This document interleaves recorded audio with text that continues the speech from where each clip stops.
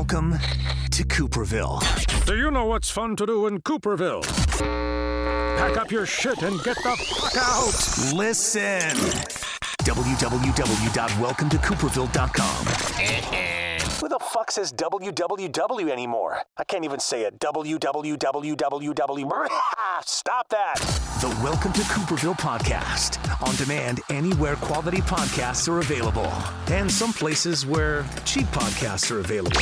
And the local gas station has some. Subscribe, get updates, feel better about your life. Welcome to Cooperville.com. Check.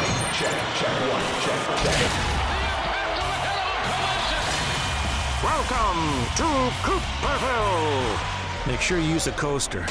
The wife gets upset when we leave rings on the tables.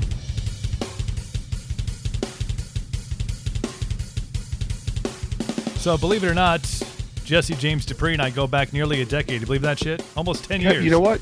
You're a lot older than I am. The secret's out. The cat's out of the bag now. How you been, brother? You know what? We do go way back, and I think there's even a couple of stints that we might have had together at the Betty Ford Clinic. I can't confirm or deny any of that. Legality purposes, my lawyer has advised me to. My lawyer. Mom's the word. Mom's the word. It's good to be talking to you too. We're actually heading back up toward Rockfest this year up in Cadott, which has been what I guess we skipped last year and we played there the year before that, right? Is that what it was? I think so. Yeah, it was weird. It was so 2 years ago we had I think Tom Kiefer was scheduled on one of the nights, and the night before he was scheduled to perform, he blew out a vocal cord. He was just toast. So my buddy Wade from Rockfest came up to me and he's like, "Any chance you can get a hold of Jesse?" And I gave you a call, and you guys were like kind of out west and kind of all heading your separate ways, and somehow by the grace of God and Jesse James American Outlaw Bourbon Whiskey, you were able to get the crew back together and make basically a 24-hour turnaround and get out to the fest grounds and put on a hell of a show. Yeah, that's right, because you called and the road crew had all the gear. They were in transit somewhere. The band had split up with guys going in different directions for different reasons. And we just had finished a run, and we were like, everybody was like planning on just being done for a bit. And and then I had to call everybody and say, "Whoa, turn around." And there's a lot of long detours and airports and that kind of stuff. And then we got a hold of the road crew and got them heading back up that way. But what an incredible show. And Wade and those guys, they do it first class, and we're glad to be kicking off this year's Rock Fest, and on and off. I mean, we've played that thing on and off for the last 20 years. And how long have they been doing Rock Fest? I believe this would be year 26. Wow, yeah. So we've been doing it for quite a while, and we've never had a bad show up there. It's always fun. Of course, Jackyl and Wisconsin go together like pretzels and beer. Ain't that the truth? It feels like these are your people up here. It's just people that work for a living. Yeah. They seriously, they work for a living, and they want to get it loud, proud, hard, and honest. And whenever we come to town, they know it's time to throw down. Jesse, I want to take you back to growing up. Do you remember like your first musical influence? The song you heard or the artist that caught your ear, where you kind of decided then and there like music was going to be something you would pursue as a lifelong career? Yeah, I mean, you're asking me, do I remember? What was the first part of that question again? The when you were young, growing up, the song or the artist that influenced you to make the decision that music was going to be something you pursued. Yeah. Well, I mean, it's well, first of all, my parents used to wake me up in the middle of the night they'd wake me up after I'd already been to sleep to come in and watch Little Richard on Johnny Carson or something. And I don't know why, but I'd stand there in front of the TV wearing my pajamas with the feet in the bottom of them and try to keep my eyes open while I watched that stuff. But I guess it rubbed off on me. But I back in, around when I was like 11, 12, 13 years of age, my parents ended up opening up a little cafe, and we had a jukebox in there, and the guy would come and change the 45s out on the jukebox, and he would give me the 45s when he'd take them out of it. And I used to keep them in a little 5-gallon pickle barrel that I'd washed out, but I'd take those 45 records into my bedroom and crank them up, and stuff like Joe Tex and Wilson Pickett and James Brown, and just all those, those incredible black soul singers that had such a, great power in their voice. Those are the things that really hooked me. And, because I could, you talk about somebody blowing out their vocal cords, I'll blow my vocal cords out, and that's when I start hitting my stride. That's when the day begins. Yeah. That's when it's game on. Get me those, I have artists, I hear about these other artists, they don't want to do any more than 3 shows in a row, or, that kind of thing. I'm going, good God, those first couple of nights for me suck. And then after that, that's when I start being able to run the damn marathon. That's when the carburetor's cleaned out. Yeah, blow it out. Yeah. Now we've had this conversation before, but early days of Jackyl, when you were, the band's first getting rolling, you're out on the road doing your thing. You've told me multiple times about being told no and being told you're never going to succeed, and the deck is stacked against you as you were kind of getting into it. What drives a person like you, not only in the music, because obviously Jackyl is still loud and proud to this day, but what drives you to continue to succeed, to continue to get past, like these other artists that are saying they can't do more than 3 nights in a row, but yeah, that's when you're just getting into it. What keeps the fuel on the fire for you as an artist, and and all the other avenues you have your hands in right now? It's pretty much the only couple of hours that I get where I get to relax and get away from everything, because the rest of the time I'm working on all this other stuff going on, and so I'm able to hit the stage and just decompress for a minute. But so I look forward to that. And I mean, we've got some incredible shows this week planned. I'm going down, participating in an all-star jam I was invited to go to. That's this Thursday night, and it's gonna be cool because George Lynch is gonna be there, and Joan Jett, and just Will Hunt from Evanescence, and it'll just be a cool mixture of people that will be jamming on Thursday night at this event down in Austin. And then Friday night in Austin, we're playing the big Republic of Texas festival, which is, probably about 30,000 people. So we're headlining that this year on the Friday night. And then we go down to Houston, and just how can you not get excited about that? When we talk about life on the road, and bands that you've toured with, because I imagine that list is pretty long and distinguished of artists you've had a chance to share the stage with. Who brought you the most stories of the road? Which artist that you're out with that you reminisce back on and say, oh, I remember that time with so and so. Who's got the on the road adventures that stick with you to this day? I don't know. That's a toughie, because tours, our first real tour that we went out on was with Ted Nugent, and that was just a blast.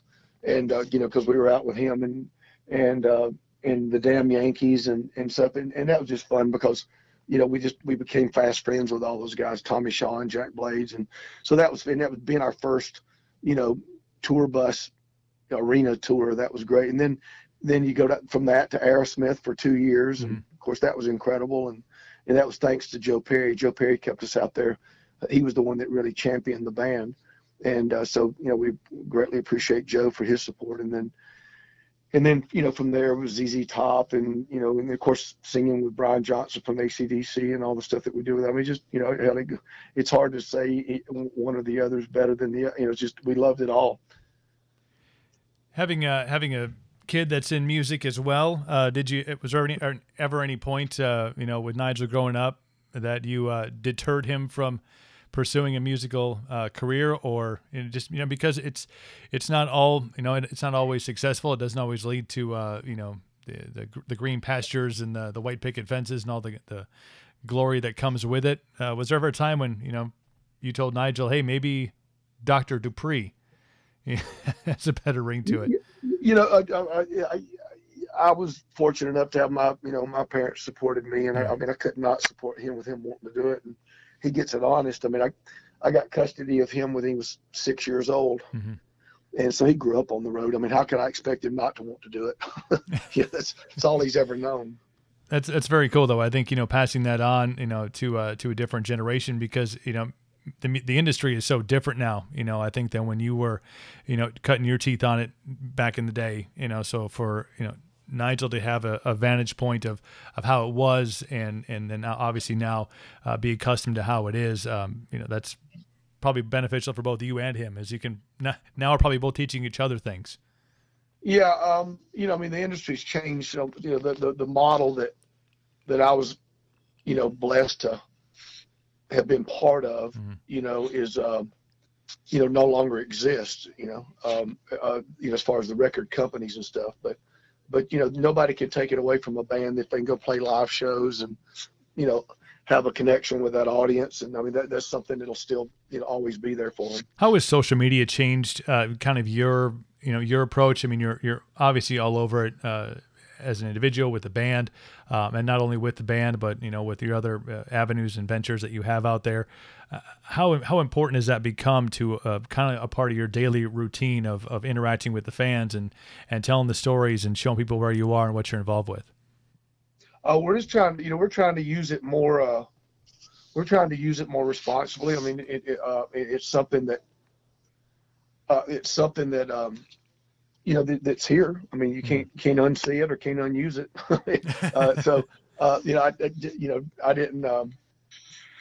I didn't necessarily in the beginning realize the significance of it, or just what it was going to be. But now it's everything. I mean, it's the best way to, it's pretty much the best way to, to keep that interaction with the people that support what you do as a band. And we've been very, very blessed to have people follow us down the road. So we're going to keep using it. How on a scale of 1 to 10, how happy are you that this platform and things like camera phones and stuff like that didn't exist back when you were just getting started on the road? Yeah, well, I mean,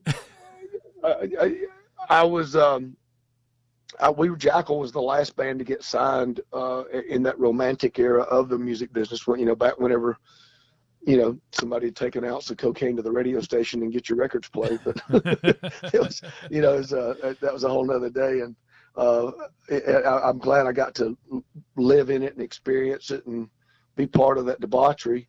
But all good things must come to an end. It was definitely a different day and time, but it's all good. I mean, you just got to roll with it, and if you sit around and whine about it, then everything passes you by. Tell me about the first time you met Michael Ballard. Yeah, it was I was actually, it was the first year the Full Throttle Saloon was opening, and he and I became fast friends and ultimately partners, and celebrating 20 years this year together. Believe that? That's and talk about a relationship that's really had to go through a lot of hardships. Especially I was my wife and I were just talking about our wedding anniversary is coming up this week, and an encore was a song that was actually a part of our wedding dance. Believe it or not. So, of course it was. I mean, why the hell wouldn't it be? Make the room go boom, boom, yeah. boom. Oh yeah, it was wild, man. We lit that place up. But we had been a part of the 75th anniversary of the rally out there, and of course shortly thereafter, the tragic fire that took the Full Throttle down. I remember waking up that morning and we'd only been out there once, and we, but experienced it as fully as we could. And really, I think came to an understanding of the camaraderie that's out there, the brotherhood and sisterhood of those that ride and those that make the journey out there from all over, not just the country, but all over the world. That relationship, I know, has to be one of those moments where, you get that phone call and, everything's kind of put to the test. Yeah, I mean, the $2 million worth of ashes and a lot of hurt feelings because the Full Throttle didn't have any fire insurance because there wasn't any running water on the property and no fire department locally. And I mean, it was, we got our ass handed to us whenever that fire happened. But then you back up and say, well, nobody got hurt and killed, right, and could have been a lot worse. And so at that point, that puts it in perspective. So you back up, you lick your wounds and head on down to the next venture, which is what we have now, the Pappy Hoyle Campground. 600 acres out there with a Olympic-sized pool, grocery store, racetrack, firing range, shoot a 50 caliber, gun, just the whole bit. There's a lot of fun and no good going on at the new Full Throttle Saloon's Pappy Hoyle Campground. But there's also a lot of good going out there. I know, when you guys take the ride out there, and you have those moments in the Black Hills, and there really is some tranquility, I think, out there that we had a chance to experience during our trip. But you've had found a way to get yourself into the liquor industry as well. How does this fall into your arsenal of things that you keep yourself busy with? Well, the bourbon has been been something that's a big passion play for me. I've really been enjoying having the Jesse James Bourbon to share with people, and it's it's something that we're heading toward 150,000 cases sold now. Jeez. And which is pretty amazing, and it's just the momentum is just getting stronger and stronger, and the honey bourbon, the regular bourbon, the spice bourbon, or the Jesse James single barrel Tennessee whiskey. It just don't stop with the testimonies of people talking about how they found it, how much they like it, and the cool thing I'm proud of is you don't have to take a second mortgage out to get a bottle of it. There's a lot of these the brands, some of these some of the big boy brands that have been around forever. They they're trying to be everything to everybody. They're a white tablecloth drink. They're a urban drink. They're a, right. They try to be everything to everybody. But I mean, the Jesse James Bourbon belongs to people that bust their knuckles 40, 50 hours a week or more. People that love to rock and roll and and get on those motorcycles and ride. And I mean, that's what it belongs to. And again, we keep it very affordable, and it's a quality juice, man. Very proud of it. So if you hadn't had a chance to check it out, please do so. I know our friends at Festival Foods will appreciate the visit. Festival Foods has been on there from the beginning. I mean, they were the first people in the state of Wisconsin to bring it in, and they sell more of it than anybody. I mean, it's just it's great to have partners like the guys at Festival Food. Of course, they get in to sponsor all the big events too, and it's just a great company. Festival's first class all the way. Oh, I partied with those boys. I think out at Full Throttle. Yeah, they'll throw down now. They ain't scared to throw down, but yet they, like I said, there's not. It looks like they're shooting a TV commercial in every one of their stores. So the rest of 2019, we talked about some of the things you have coming up in the next week or so. But any other big ventures? Of course, you got the rally coming up here in August. But anything else big? Anything else breaking in the year? We've got mainly just starting to introduce everybody to the Devil's Devil cinnamon whiskey. It's something separate and apart from the bourbon. It's the hottest cinnamon whiskey out there. I mean, it'll light you up, and I mean, seriously, it'll light you up. And we've been just getting the word out about that. And Wisconsin now has it, and you can get it again at Festival Foods. And it tastes like those old jawbreakers you used to get as a kid, those atomic jawbreakers that would that you have to take out of your mouth because they get too hot, and then you put it back in. But the flavor's really good, and you mix it with some ginger beer with a little squeeze of lime. It's called a Devil's Mule, and again, check out devilsspirits.com for details. devilsspirits.com for details. Were you a part of the testing process for that? Were you like, nope, not hot enough, bring it up a little bit? I worked on it for about 6 months to get the recipe just right. Dedication to the cause. The man is damn right.